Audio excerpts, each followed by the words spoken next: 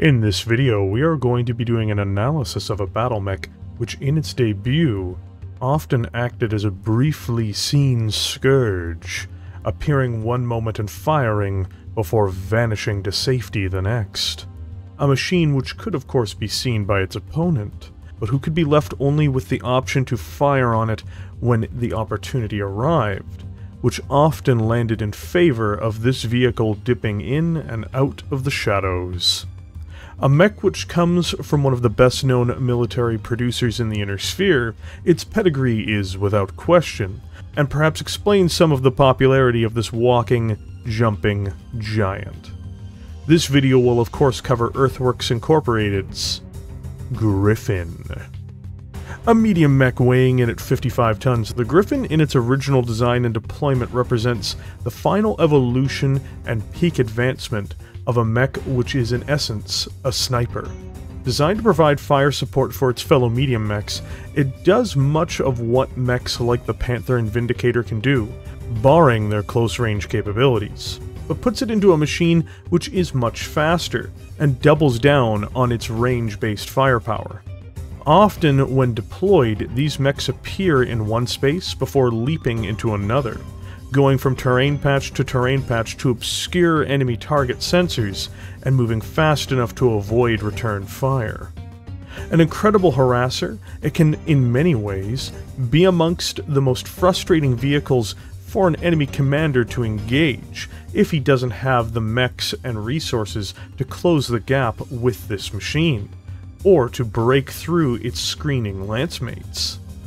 A weapon of war which has been with the Inner Sphere in some form for over 600 years by the time of the Ill-Clan era, the Griffin has always proven to be a chassis that designers and mech warriors seemingly can get the most out of for its main purpose. One of the champions of the 55-ton bracket of medium mechs, it's little wonder the Griffin has proudly stood tall for as long as it has. The GRF-1N is the most common configuration of the Griffin during the Star League through to the Succession Wars period. It is powered by a 275 Core-Tech fusion engine, which weighs in at a significant 15.5 tons, and allows the GRF to achieve a maximum speed of 86.4 kilometers per hour, or 8 movement points in the tabletop game. It also has the ability to generate enough thrust with its jump jets to achieve a leap of 150 meters, or 5 movement points in the tabletop game. To be clear, the GRF-1N is entirely dependent on movement, as with most other 55-tonners in this era. Its faster movement and agility gives the Griffin an excellent ability to be where it needs to be in terms of supporting other mediums, or lights and heavies, if so required. With its weapons loadout, the GRF-1N also benefits greatly from being able to fire on targets at range and reposition constantly, preventing its opposition, barring dedicated brawlers, from really being able to strike back competently.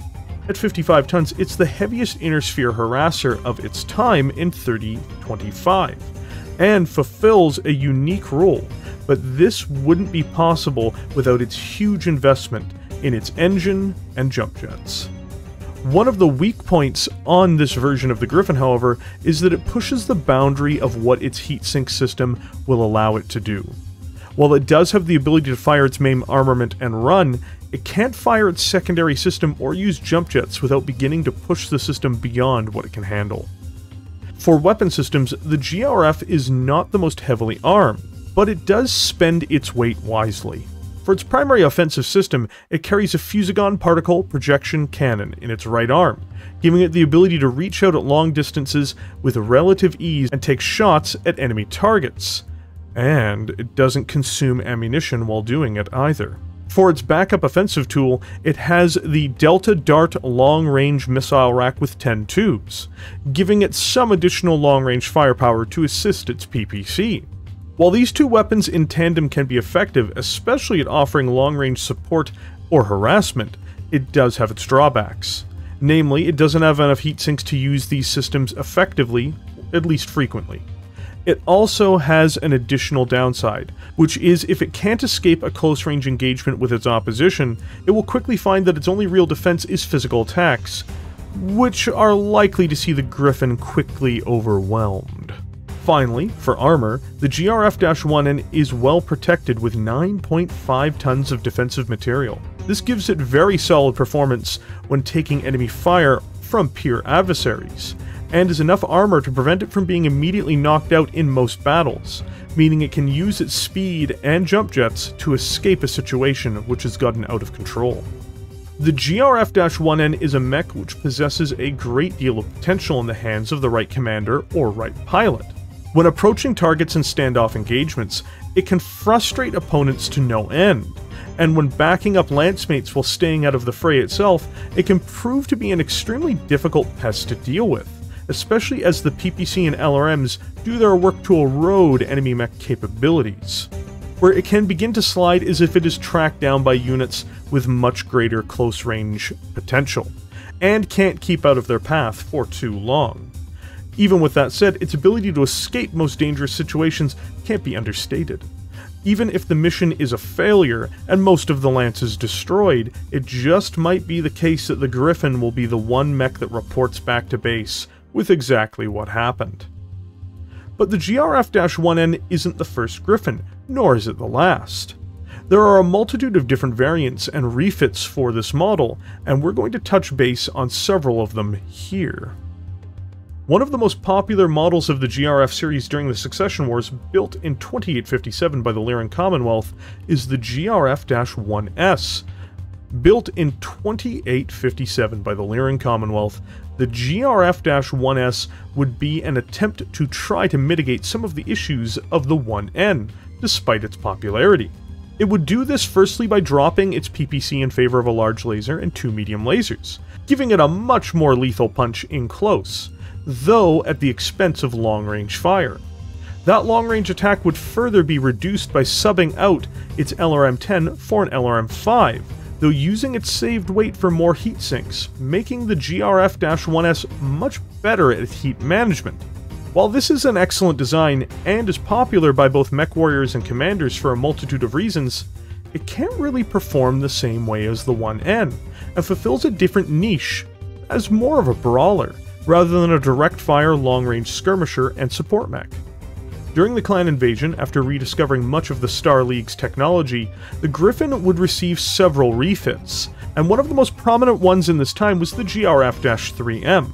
It's also important to note that the Free Worlds League was a major exporter of weapons during this era, and the GRF-3M, despite being a Merrick variant, would see combat across the Inner Sphere. In addition to this, one of its factories would be captured by the Federated Commonwealth, further increasing the likelihood of seeing it both in Davion and Steiner. Earthworks Clan Invasion design from 3049 comes with a series of upgrades, to start with installing an XL engine. Given how the GRF is meant to perform, this isn't the worst decision, but it does lower its survivability in favor of saving weight. It would also install 14 double heat sinks, removing almost all of its heat-related issues. It would upgrade its PPC to an ER PPC and would upgrade its LRM-10 to a massive LRM-20. It would also have a single small laser installed and a case to keep its ammunition protected. Though it's noteworthy that due to its XL engine, if the ammunition is hit and its explosion is contained, it will still likely disable the GRF due to its XL engine. The GRF-6S2 is one of the latest versions of this design, and is an upgrade of the GRF-6S. It would install a light fusion engine to save weight, though it does not make the Griffin as likely to be destroyed as using an XL engine. It would install endo steel and a base of 10 double heat sinks, while increasing its armor to nearly a shocking 12 tons for survivability.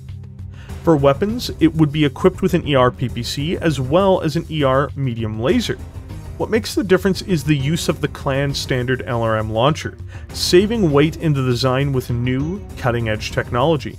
This is, for the Inner Sphere's manufacturing, the current bleeding edge of what the Griffin has been updated with, courtesy of the Lyran Commonwealth. The Griffin across all of its forms is a mech built for good speed and good maneuverability.